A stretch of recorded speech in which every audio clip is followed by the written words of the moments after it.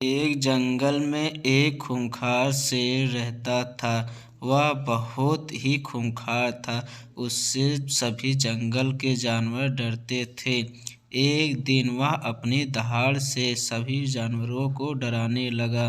सभी जानवर डर कर अपने प्राण बचाने के लिए अपनी अपनी गुफाओं में इधर उधर छुपने लगे। कभी कभी तो वह शेर अपनी दहाड़ की वजह से, अपनी डर की वजह से भूखा ही रहता था। एक बार शेर को कई दिनों तक कोई शिकार हाथ न लगा। वह शिकार की खोज में इधर उधर मारा मारा फिरता रहता था। बहुत परिश्रम के बाद भी उससे शिकार नहीं, कोई जानवर न दिखाई दिया। उसे ऐसा लगने लगा कि वह बहुत दिनों से भूखा है। इसीलिए शेर शिकार की खोज में अपनी गुफा से बाहर निकल कर आया। अचानक उसने देखा कि सामने एक गुफा बड़ी सी है, जिसका दरवाजा खुला हुआ है। गुफा देखकर शेर के मन में एक विचार आया। उसने सोचा, इस गुफा में जरूर कोई न कोई जानवर जरूर है। इसके भीतर चलकर देखना चाहिए। हो सकता है कि कोई शिकार अंदर बैठा होगा। वह सोचकर शेर गुफा के अंदर चला जाता है, लेकिन इस समय गुफा में कोई जानवर नहीं था। शेर ने सोचा, मुझे इसके भीतर रहना चाहिए। चुपचाप शेर लेट जाता है। अंधेरा होने पर गुफा में रहने वाला जानवर अवश्य आएगा, तब मैं उसका जानवर शिकार जरूर करूँगा। तब तक के मैं यहाँ लेटा रहूँगा। समय बाद अंधेरा होने लगा। रात में सारा जंगल चांदनी में चमक रहा था। चंद्रमा के प्रकाश में सारा साफ साफ दिखाई दे रहा था। अगर वहाँ एक सुई भी गिर जाती तो हर इंसान पा जाता था। ऐसा चमक रहा था पूरा जंगल। जिस गुफा में शेर घुसा था, वह गुफा एक लोमड़ी की थी। लोमड़ी अन्य जानवरों की अपेक्षा तीव्र बुद्धि वाली मानी जाती है। रात होने पर लोमड़ी अपनी गुफा की ओर लौट रही थी।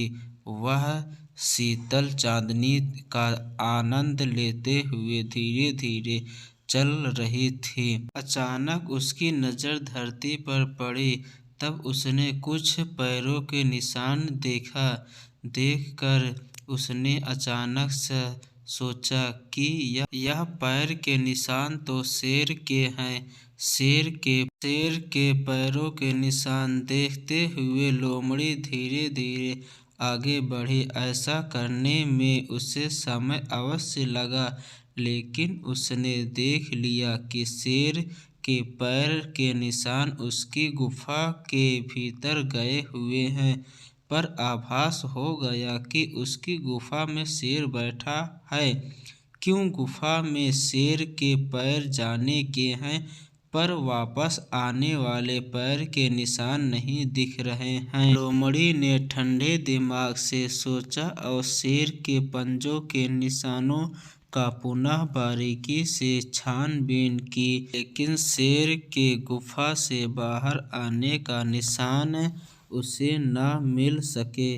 उसे विश्वास हो गया कि शेर अभी तक गुफा के अंदर ही है, जो कि अंदर जाते ही उस पर हमला कर देगा। शेर अंदर है यह नहीं इसको पक्का है तौर पर जाने के लिए लोमड़ी ने एक योजना बनाई। वह गुफा की तरफ मुंह करके ऊंची आवाज में बोली, कहिए गुफा जी, सब ठीक ठाक तो है ना? क्या मैं रात बिताने के लिए गुफा के अंदर आ सकती हूँ? शेर गुफा के ही अंदर, लेकिन सब चुपचाप सुन रहा था। वह लोमड़ी के भीतर आने की प्रतीक्षा कर रहा था। लोमड़ी ने एक बार पुनः प्रयास दोबारा किया। गुफा, ओ मेरी प्यारी गुफा, आज आप चुप क्यों हो? मुझे बताती क्यों नहीं हो कि मैं भीतर आऊं या कि ना आऊं?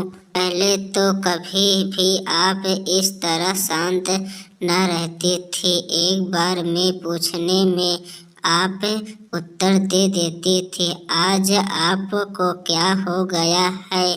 जब तक आप मुझे अंदर आने के लिए ना कहोगे तब तक मैं भीतर नहीं आऊंगी। लोमड़ी की बातों को सुनकर शेर अचंभों में पड़ गया।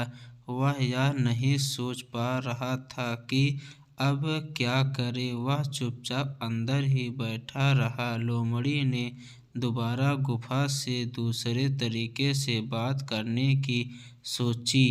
इस बार उसने कहा, मेरी प्यारी गुफा, आपके चुप रहने का रहस्य मैं जान रही हूँ।